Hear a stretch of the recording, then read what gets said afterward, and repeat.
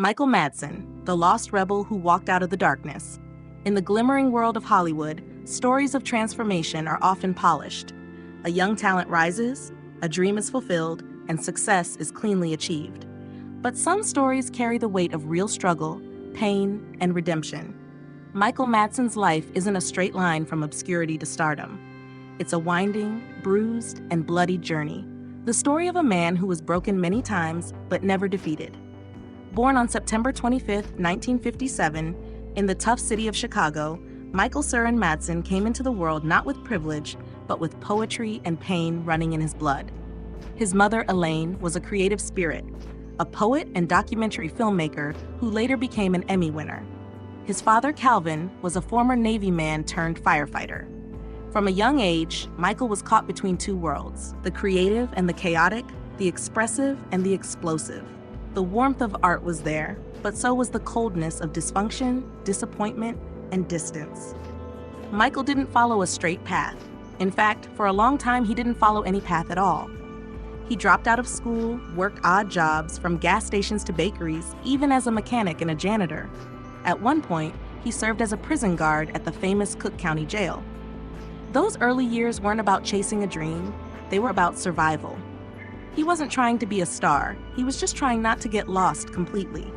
But something inside him, perhaps inherited from his mother's poetic soul, refused to give up.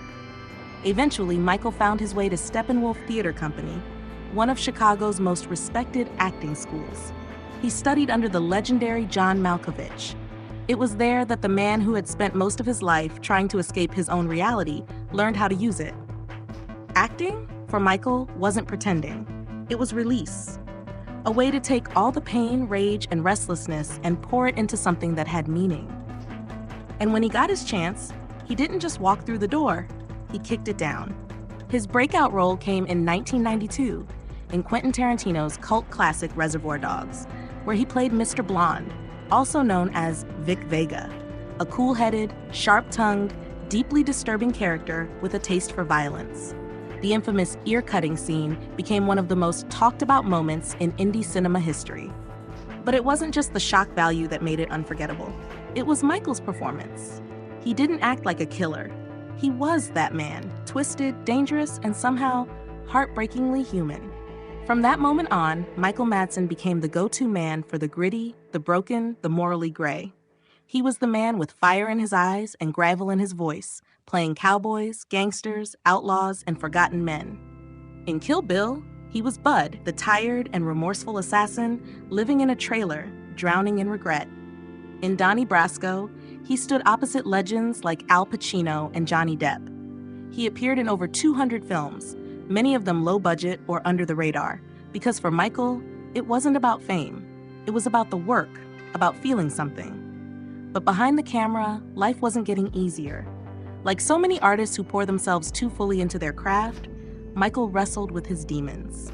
Addiction haunted him. Alcohol became both a refuge and a trap. His personal life was chaotic. Marriages ended, friendships faded, and legal troubles piled up. Hollywood has a habit of chewing up the vulnerable, and Michael, for all his screen toughness, was deeply vulnerable. He had a poet's soul wrapped in a brawler's body, and it showed. But nothing would break him like what happened in 2022.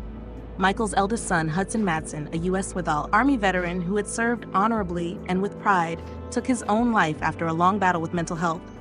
He was only 26. The loss was unimaginable. Michael, who had been through so much addiction, failure, heartbreak, now had to face the unthinkable, the death of his child.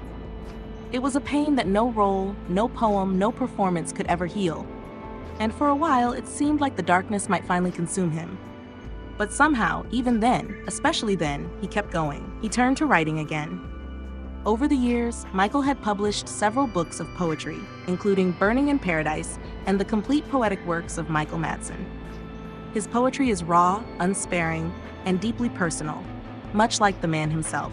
He wrote about grief, guilt, aging, love, loss, and the strange business of surviving in a world that never made much sense to him. He also picked up his camera, taking behind-the-scenes photographs on film sets, capturing quiet moments in the chaos. Photography, like acting and poetry, became a way to freeze time, to make sense of it, even if only for a moment. Today, Michael Madsen is in his late 60s. His face is weathered, his eyes a little heavier, but the fire inside hasn't gone out. He continues to work, to act, to write, not because he needs the spotlight, but because creation is the only way he knows how to survive. He knows he's not the leading man type, never was, but he doesn't need to be. He once said, "I've been to hell and back, and I didn't come back empty-handed." That's Michael Madsen in a sentence. A man who's been burned, bruised, and battered by life, but who brought something back with him: truth. You won't find him chasing headlines or red carpets. You'll find him in the margins, in the dusty corners of indie films, in smoky poetry readings, in photographs of silence and shadow. But if you listen closely to his story, you'll find something rare: the strength to keep going, not because it's easy, but because it's necessary. Michael Madsen isn't just an actor. He's a survivor, a wounded soul who never stopped reaching for the light, even when all he could see was darkness. And in that, there is something truly heroic. If you enjoyed the story, don't forget to like and subscribe to the channel for more inspiring stories to come. Thank you for watching.